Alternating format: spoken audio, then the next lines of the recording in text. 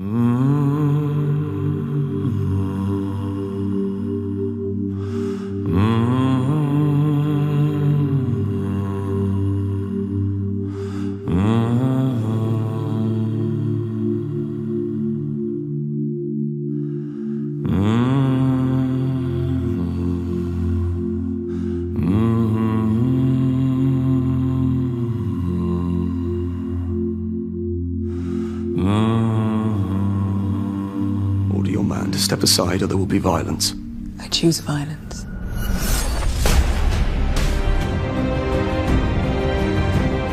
HBO 奇幻巨制《权力的游戏》第6季即将于4月24日北美强势归来。维斯特洛大陆的王权争夺、杀伐征战风云再起，错综复杂的家族恩怨、魔法冒险卷土重来，生死未卜的角色命运、悬念迭出的后续故事即将揭晓。关于剧集走向的种种猜测，也终将真相大白。《权力的游戏》第6季开播前夕，时光网独家专访了包括艾萨克·赫普斯戴德·怀特、麦西·威廉姆斯和约翰·布莱德利等在内的剧集主演团队，揭秘新片看点的同时，也分享了一众主创的幕后创作花絮。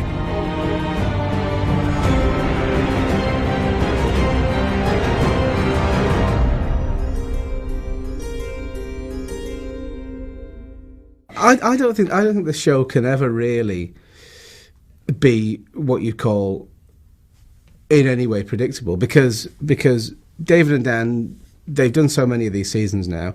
They know that an audience may be starting to second guess the formula in terms of we think that the narrative over 10 episodes is going to be this and it's going to finish like this. Not in terms of content and spoilers, but just in terms of the form and structure and of the pace of it, maybe. The pace of it. Yeah. And now I think their big problem is to give people what they want, but give people a good deal of what they weren't expecting as well. People think they can second guess, but people never really want what they think they want.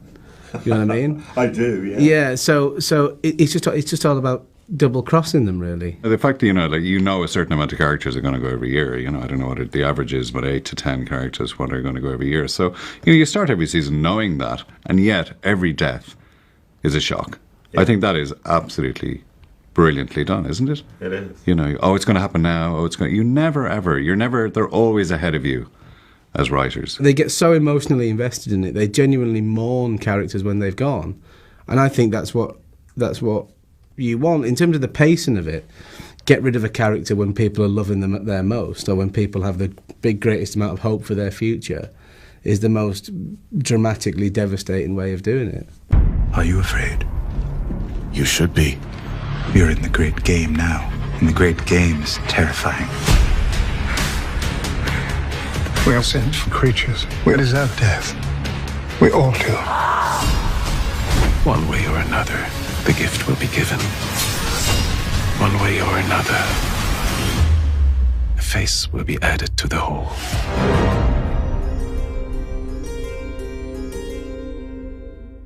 In that time, Bran has been in the cave of the Three-Eyed Raven, and throughout the whole series arc, there's been this kind of inkling at the back of these mystical powers he has, whether it be just walking into his wolf or touching a weirwood tree and having a strange sort of vision. But now he's with the king of all visions, Mr.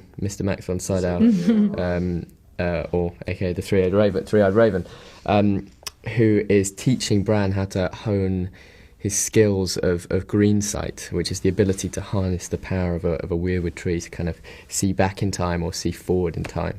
And the reason we didn't see Bran in season 5 was because he was just working through all that's involved with learning this skill. And when we see him at the beginning of season 6, he's by no means a professional yet, but he's well on his way to understanding what this power might be, how he can use it, and what use it'll be. So they're developing these powers. Yeah, there's some really exciting developments which the powers will lead to. We'll end up discovering some quite exciting new information about the world of Game of Thrones through Bran's talents. You kind of find us in sort of a mixture of the elation of winning against Stannis and the disappointment of losing Sansa, which has major repercussions, particularly for Ramsay, because without her he can't produce an heir. Without an heir, which is Bolton and Stark, his position as heir to Winterfell is weakened dramatically, and Daddy's very, very annoyed with him for possibly being a bit too giving her harsh. cause to run away, really. Yeah. He survived the fall.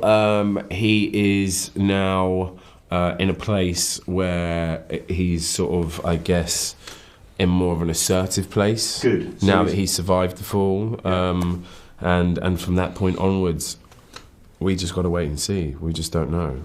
I mean, I know. Yeah. But yeah, we just got to wait and see. Cool. And you'll go? Yeah, more of the same. Character development in terms of, all these different situations and all these different scenarios that you will see in the coming season are obviously going to change and develop these characters. So it's just about watching the growth and watching the development and where he is now and where he is at the end.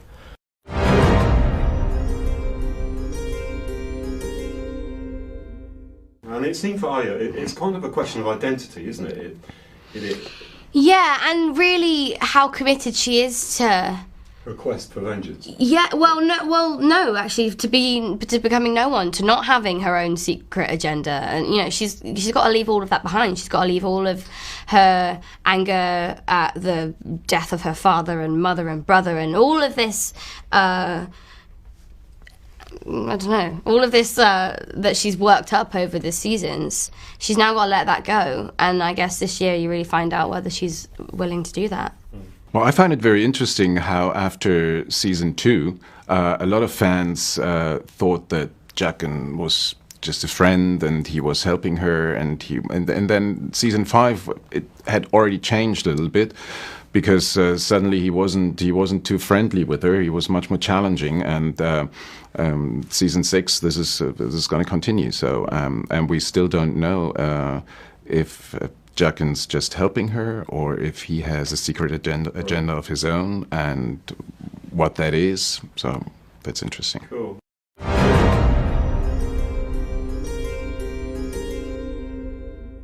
We get to the end of it, or do we? Who knows? Who knows? Who knows? I think, well, for High Sparrow, season 6 just builds and builds and builds in his quest for world domination. And there's all kinds of questions that come up, whether that's it for Cersei. Has she had all the punishment she's going to get? Which was quite spectacular, wasn't it? Yeah. Can I top that in season 6? What happens to Marjorie? And what happens to Tommen as in his relationship with the High Sparrow? So it's, for me as an actor, it was a very exciting time to get to the end of season 5 and not know where your character is going to go. And to discover that there was that and more to come was very exciting.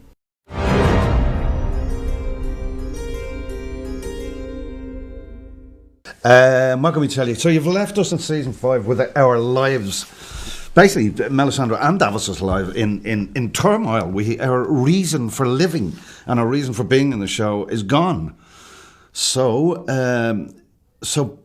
basically, you either dramatically lose these characters, or they go on to do something else. As far as my own character goes, the build-up of her character sort of finally leads to like more of a revelation of her background. We see a little bit more colors to her character, which is really nice for me, because I've always been so stern and so fanatic and so sure of myself, and now of course my faith is crumbling down. She's beginning to question her beliefs. Yes, and that's of course it's nice for an actor to play doubt instead of being so sure of yourself.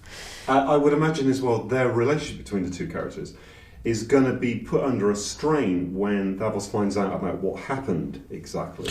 In a bizarre way, yes and no, but in a bizarre way, they are both in a very strange position at the beginning of this. They obviously have something hugely in common with each other through Stannis, and they're both slightly lost in a weird way. Her faith is shaken. My reason for being part of this is gone as well. So just logically, that's going to, in a strange way, bring them slightly closer together, I think, as well as the fact that Davos, when we find him, doesn't know what happened to Shireen, apart from the fact that Shireen is gone. So the audience at the beginning of 6 is where we find it at the end of 5 is going to be looking kind of going, when is this going to resolve? So there's that to look forward to as well. 剧情故事瞬息万变，主演们对自己角色的发展也是莫测难定。而由于小说创作进度缓慢，《权力的游戏》第6季拍摄更是首次从原著中完全独立出来，率先与观众见面。原著与剧作的正式分家，无疑给新一季的剧集创作带来前所未有的难度。不过剧透无门的神秘气息，却是令新一季悬念激增，让影迷和观众充满期待。Yeah, well, I read the books, so I was always used to knowing what was going to happen next and being quite smug about that. But it was a real, it was a bit scary when we suddenly, because at the beginning of season 6, we're still just at the end of the books where he's in the cave and all of that stuff, and then we kind of push off from there. And so that was really exciting because I had no idea what was coming next, and now we're all in the same boat of it being completely impossible to tell what's going to happen, but it's very exciting. I mean, anything could happen. It's its own thing, George has, he's got to write another one, I think, for there to be another series. But I think they're their own thing, and so I'm just as excited to read the last book as anyone else. But all my stuff and all my sort of, source material comes from the scripts. Right. I don't really use the books anymore. For me personally, I remember going into season 4, before I got sent the scripts, Dan and David told me everything for you is off book this year. And I think most of what's happened to Gilly, at least I don't know so much about Sam, has really, really diverted from the books for a while now. And I, for that reason, stopped reading them. Strange what desire will make foolish people do. The great victory I saw in the flames, all of it was a lie. What a wicked game you play. Make me feel this way. What a wicked thing to do. Every one of us is poor and powerless, yet we can overthrow an empire. You're in the great game now, and the great game is terrifying. You have the fans who were fans from the beginning with the books, who like to hold something over the people who watch the show in terms of things that they know. And now everybody's in the dark, so there is an added element of mystery, which is which I think is good. Any hype, any kind of intrigue and things like that is always going to be good for a show, and it keeps everybody on their toes. I think there's a kind of I don't know, I suppose it was more interesting for Dan and David to write stories that weren't in the books, and that huge sense of responsibility they must have, but also that sense of freedom they had as well to take those characters somewhere else. And I think these scripts are really good. Very good. Really good. And I told him what I've just told you. I said I really don't want to be distracted by the character in the book. And George did say, he said, I know what you mean. He said, from watching the show, and he is finding a bit of, now to what level I don't know, but he's finding that our voices and what we look like are influencing his his writing. I mean, I'm sure it doesn't influence the story, but certainly influences the nuance of the characters. I mean, if we're doing a job properly, it should, I think, in a sense.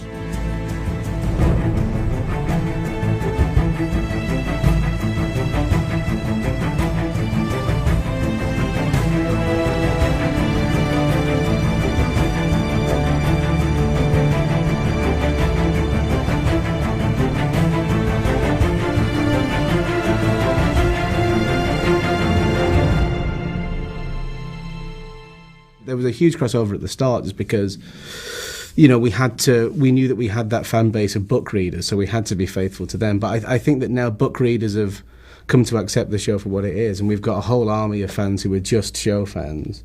I think that makes David and Dan feel more comfortable about, you know, taking liberties. I think it changes the shape of the series, definitely, because there's the plot points in the book that we hit, you know, each time, but now they can make those plot points themselves that lend themselves better to being on screen. George could write for pages and pages about a feast. When we shoot it, it's like half a page, but then we now, you know, can make sure that only half a page worth of stuff goes on. I guess they can just make it more adaptable for TV now. And I think that's what book fans probably want from the show anyway. They kind of want to see a slightly different interpretation of it, which is what they get.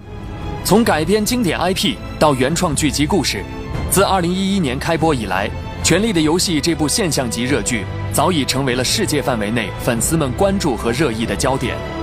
剧中对人性两极的探讨，对权力和欲望的剖析，让观众欲罢不能。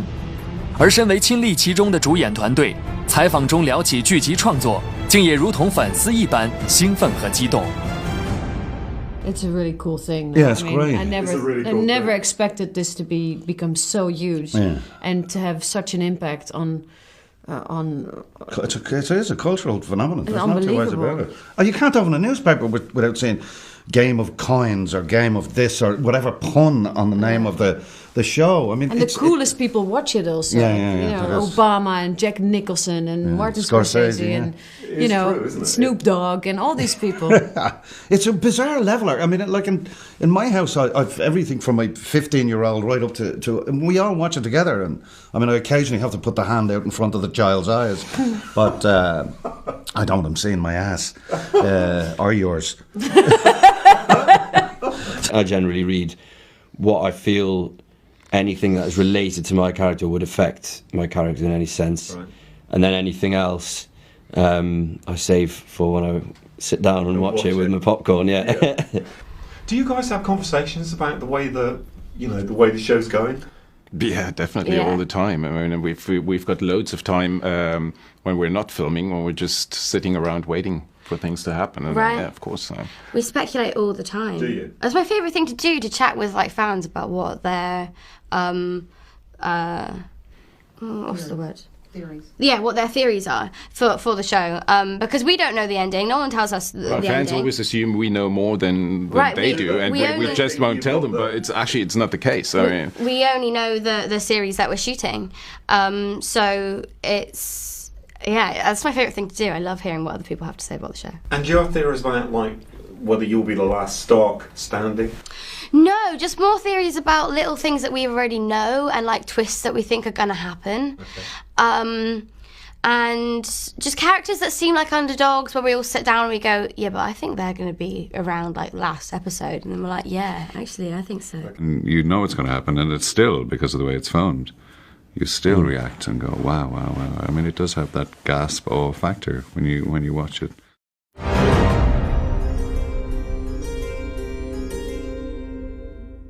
well, people come up to me all the time and talk to me in the third person, or greet me by saying Valar Morghulis on the streets, and so. But it's nice, you know. It's kind of it's very rare when you do television that you get a lot of feedback, because most of the time it's you film something and then when it airs, that's already like 6-9 months later, and people don't necessarily recognize you in the streets. But I mean, with Game of Thrones, it's definitely different.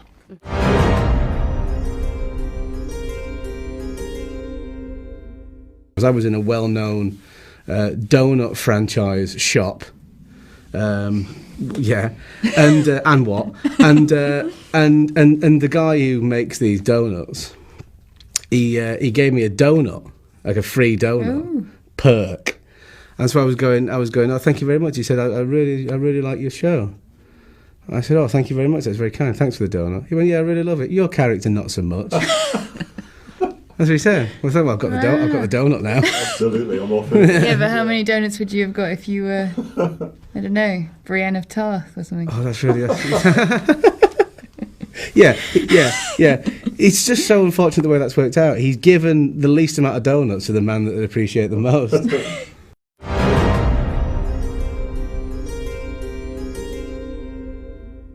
I was just thinking, actually, in terms of that, how invested people get in characters' deaths or survivals. I remember in season 4 when there was an episode where it looked like Gilly might die when the wildlings attack Molestown, and people were coming up to me in the street and being like, "I'm so glad you're not dead." I was getting all these text messages from friends being like, "Thank God you're all right." And for a moment, I was like, I thought something really bad had happened in London. Yeah. That, like, I didn't. Well, I'd avoided some kind of terrible attack, and then I was like, oh no, it's just that people are really, really invested in the show. Yeah. And I think it's wonderful. It's really nice to feel that much enthusiasm for a story that you're a part of.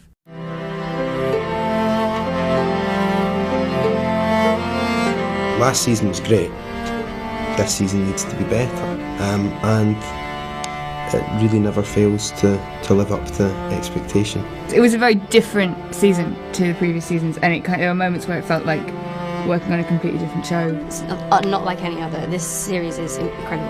I want to know what's going to happen with the dragons, you know. Because as long as there's a balance across the show and everybody has enough of what they want to keep them going, I think it's fine to have that balance. And so we spoke, and so we spoke, that Lord of casting me in. But now the rings we bore is hollow with no